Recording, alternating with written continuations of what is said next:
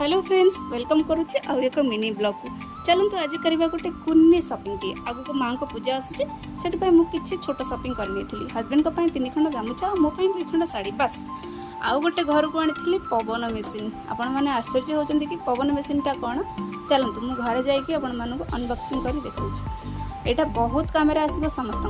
हाँ, ये मेसीन जो आपने लगे घर सफा करुवे नाकरे मास्कटा मुहरे मास्कटा निहाती देवे ना एत डस्ट उड़ूची आपण मैंने विश्वास करें आस्थमा पेसेंट को पाई जमा भी भल नुहे। चलो ये अनबॉक्सिंग करवा। ये टी बंधुक टाइप देखा ये मेसीनटा AK-47 भाया। चलतु यहाँ को लगेदबा केते जोर पवन होपण मैंने भी उड़ीजे।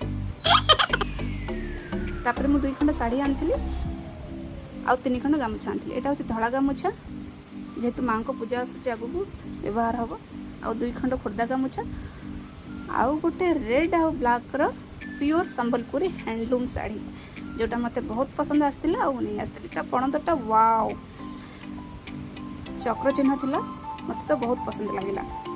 आउ गोटे धला शाढ़ीटा आनी जो आदिवासी प्रिंट थिला। तापर चलते ये मेसीनटा मु व्यवहार करके देखौछि। फास्ट तो मुझे सफा करी फैन सफा पूरा फैनटा बढ़िया से सफा हो जाता। वीडियोटी भल लगी शेयर कमेंट करने को भूलें। Thank you.